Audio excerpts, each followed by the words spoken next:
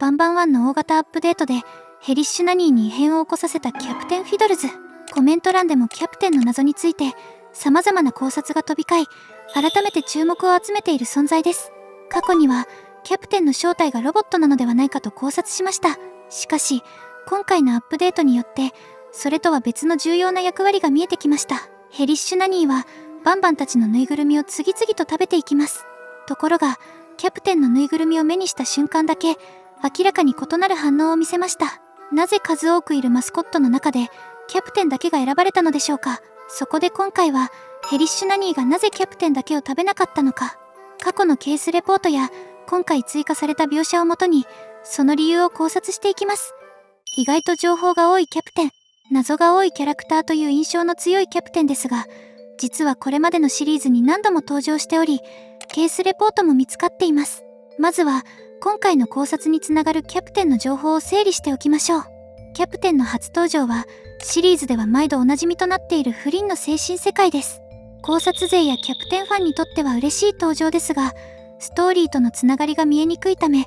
ライトユーザーには意味のわからない場面として映っているかもしれません。そのことも手伝ってキャプテンの存在や異質さがこれまでぼんやりとしていたのではないでしょうか。またキャプテン本人は言葉を発しません。何度も登場しているにもかかわらず、精神世界で明確に分かっていることといえば脱税していることくらいです。これ以外では VHS の映像にウェバリー・メイソンと一緒に映っている場面があります。この映像からキャプテンが実際に幼稚園で活動していたこともわかります。さらにキャプテンに関するケースレポートは2枚あります。ケース番号は 12G、 絶滅危惧種に指定されているキタムリキという猿とジバニウムによって構成されています。キャプテンはサブケースを含むマスコットたちの中で唯一友達を連れてくる日よりも前から幼稚園に導入されていました。そのため園児たちと長く交流し人気者になっていたと考えられます。壁画に服のような落書きが加えられていたのも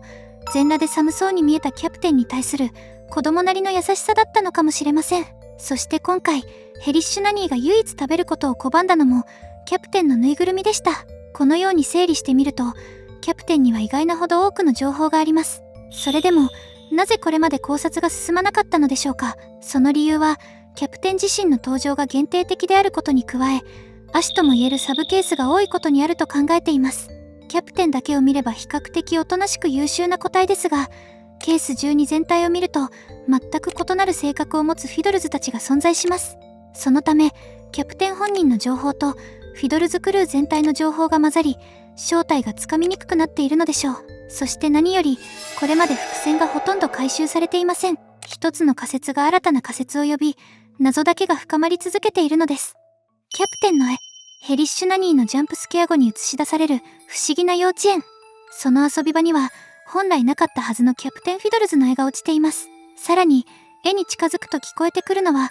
園児たちの楽しそうな声です。この描写からもキャプテンが幼稚園の子供たちに好かれていたことがわかります。一方、食堂で聞こえてくるのは子供たちの悲鳴が記録されたテープです。同じ幼稚園に残された楽しそうな声と悲鳴、この2つはかつての平和な幼稚園とその後に起きた惨劇を対比しているのかもしれません。そして今回のシークレットエンディングではキャプテンの存在がこれまで以上に強く印象づけられています。これはキャプテンが今後も注目すべきキャラクターであることを改めてプレイヤーに示しているのではないでしょうか。しかしご存知の通り、キャプテンはこれまで何度も精神世界に登場しているものの、目立った活躍といえば脱税くらいです。登場回数の多さに対してその役割はほとんど明かされていません。だからこそ第一作の新たなシークレットエンディングであえてキャプテンを強く押し出したことには意味があると考えられます。自作の舞台となるアビスでいよいよキャプテンが重要な役割を果たす可能性もありそうです。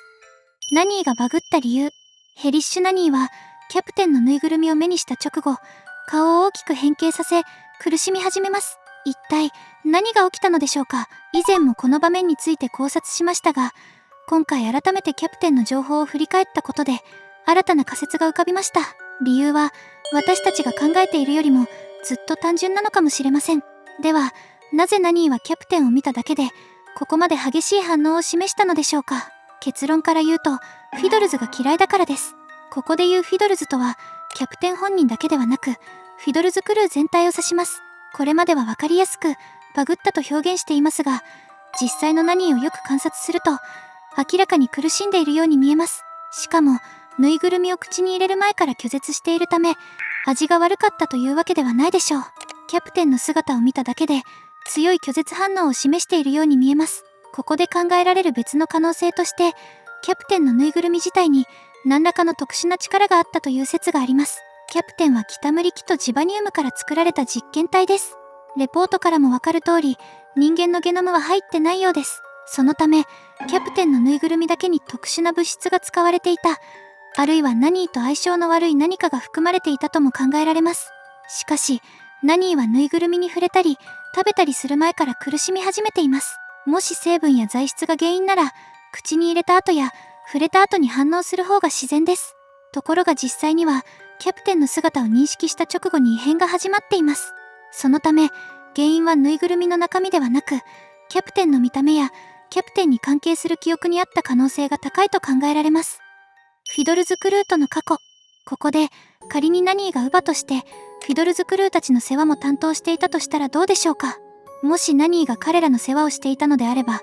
言うことを聞かないフィドルズクルーに相当苦労させられていた可能性があります。いわば育児ストレスによるトラウマ反応のようなものです。フィドルズたちには他の実験体と明確に異なる特徴があります。それは人間の子供のような動きをするように設計されていたことです。しかし、その設計によって問題行動も起こしやすくなり、扱いに苦労していたという記録が残されています。ケースレポートにはこのような記述があります。